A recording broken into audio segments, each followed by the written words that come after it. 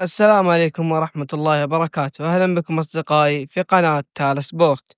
مواعيد مباريات الجولة الثامنة من دوري روشن السعودي 2025 2026.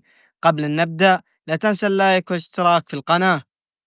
تقام 3 مباريات يوم الخميس 6 نوفمبر 2025.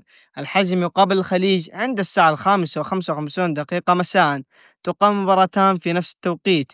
الرياض يقابل ضمك والقادسية يقابل الخلود عند الساعة 8:30 مساء في توقيت مكة المكرمة. تقام 3 مباريات يوم الجمعة 7 نوفمبر 2025. الفيحاء يقابل الأخدود عند الساعة 4:20 مساء. الفتح يقابل التعاون عند الساعة 5:35 مساء. النجمة يقابل الهلال عند الساعة 8:30 مساء في توقيت مكة المكرمة.